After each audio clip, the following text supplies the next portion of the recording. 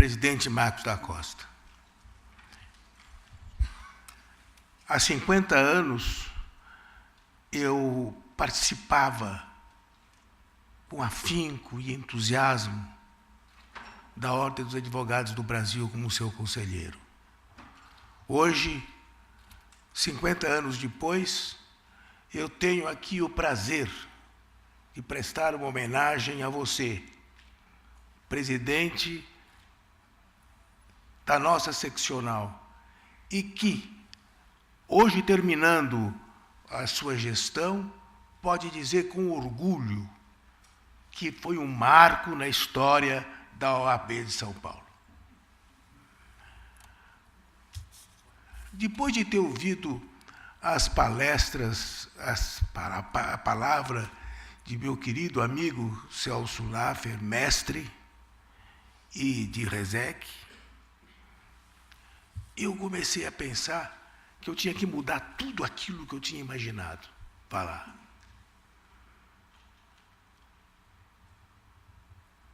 Ainda mais que eu tenho aqui ao meu lado a minha protetora, a professora Ivete.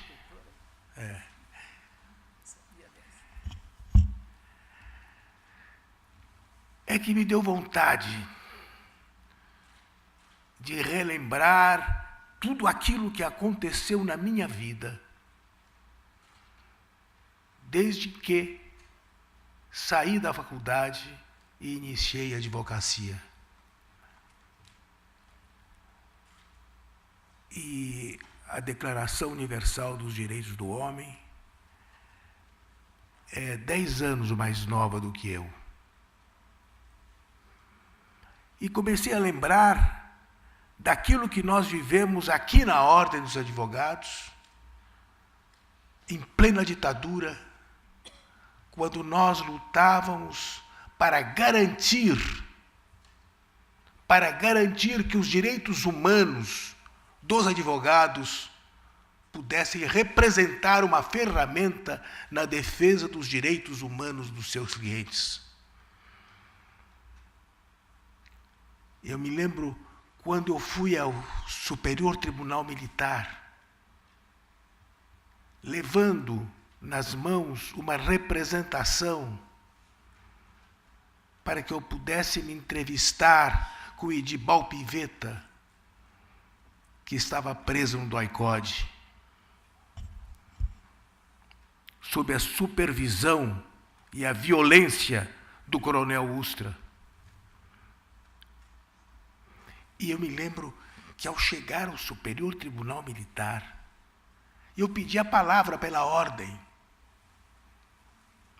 E o presidente disse: mas o senhor, qual é o caso que o senhor está aqui para sustentar o quê? Eu falei assim: não, eu tenho nas mãos.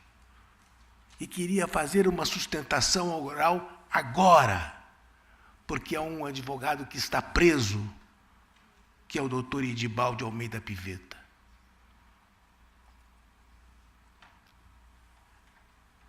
E aquele instante que o Superior Tribunal Militar determinou que fosse quebrada a incomunicabilidade a que estava submetido o Edibal, naquele momento houve um marco na mudança do tratamento da justiça militar com referência aos advogados.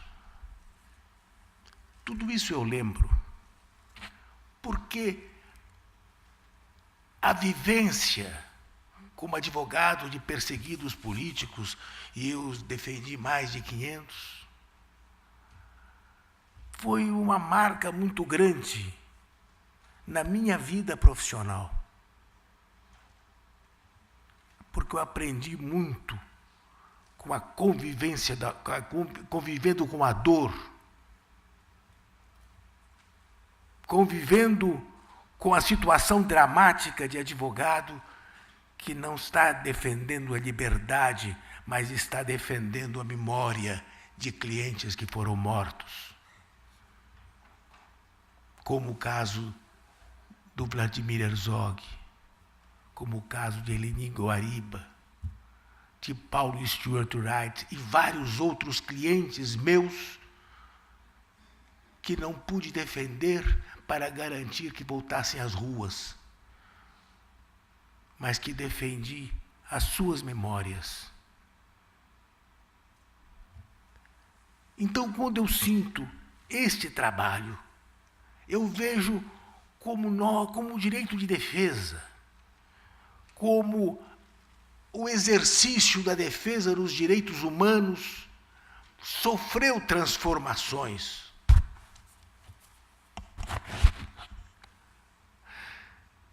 E hoje nós vemos que a defesa dos direitos humanos passa também por outras faces que devem ser vistas.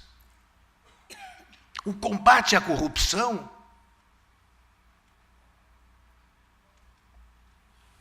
que está se efetivando no Brasil merece de nossa parte uma resposta de que isto representa, sim, direitos humanos do cidadão.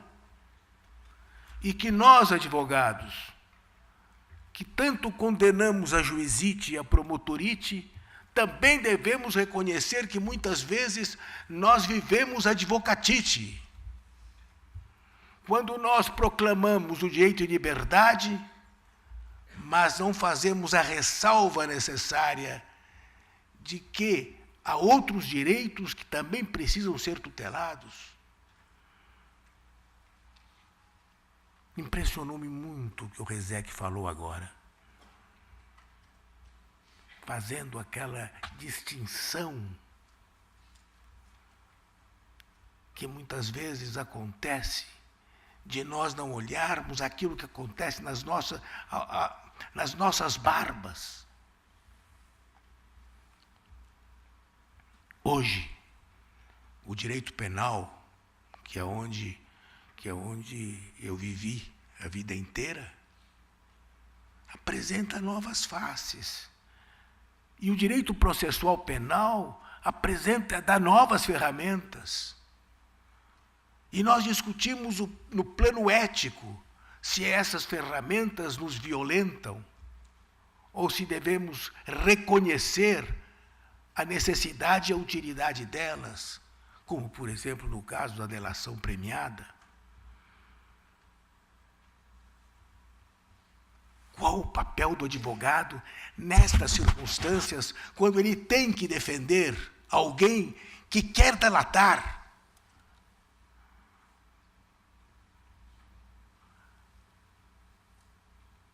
Aquele que tem o direito de confessar o seu próprio crime,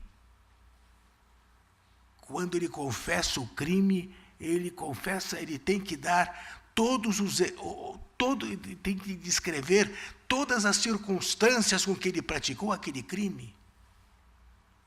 E aí, muitas vezes terá que dizer quais foram os seus parceiros, porque senão a confissão está mutilada. Mas isso é fácil para nós, advogados? Não.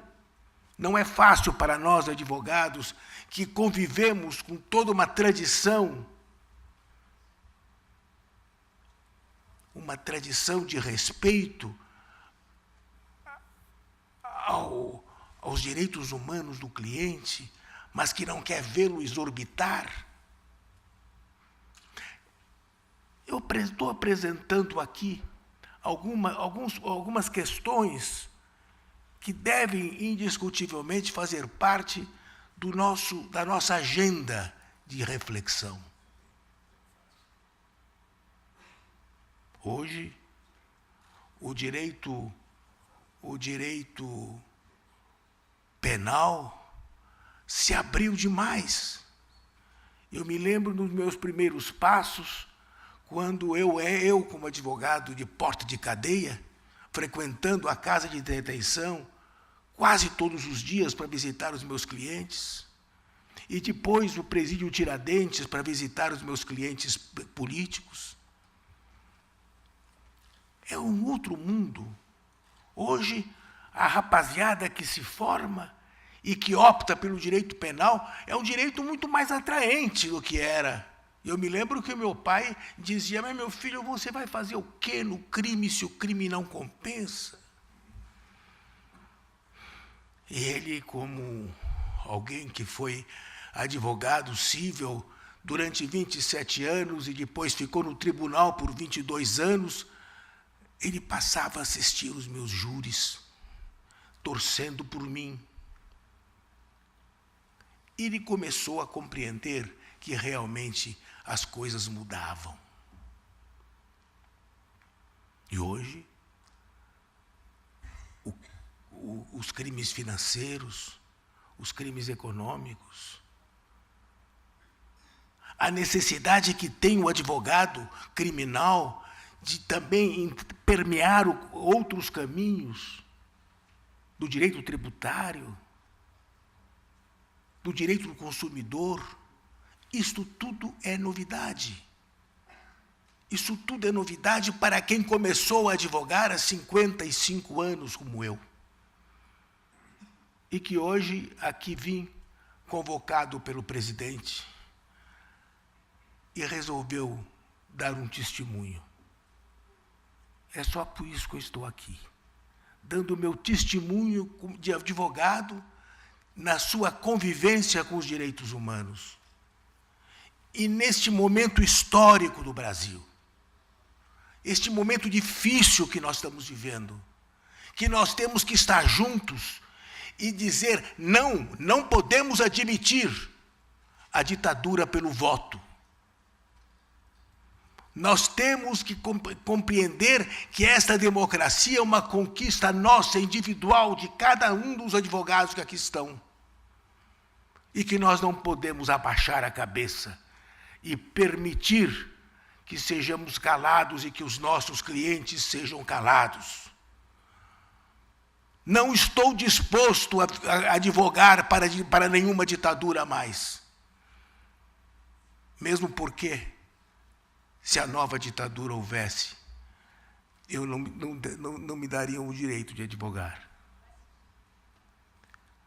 Meus amigos, quando pediram que eu desse um título para a minha fala, eu dei este título: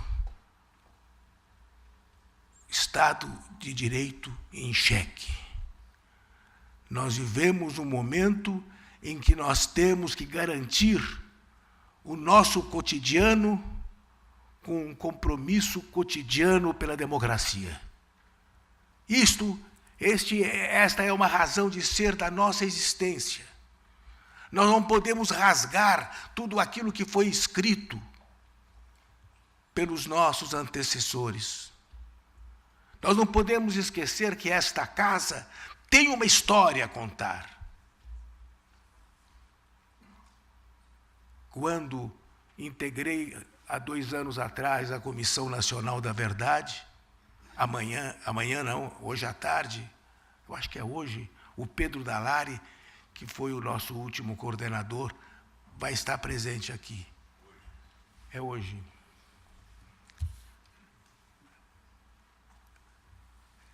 Na Comissão Nacional da Verdade, aquilo que nós revelamos, aquilo que se mostrou para nós, as violências praticadas durante a tortura, tem um significado. É muito triste revelar tudo aquilo, mas é um compromisso da nossa geração para mostrar às novas gerações que não é possível admitir que se refaça no Brasil a violência que foi praticada. Este foi o motivo principal da Comissão Nacional da Verdade.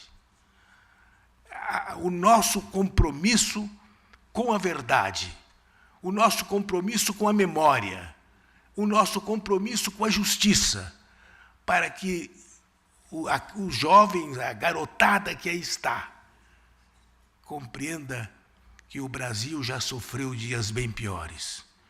E nós não podemos admitir que isso se repita.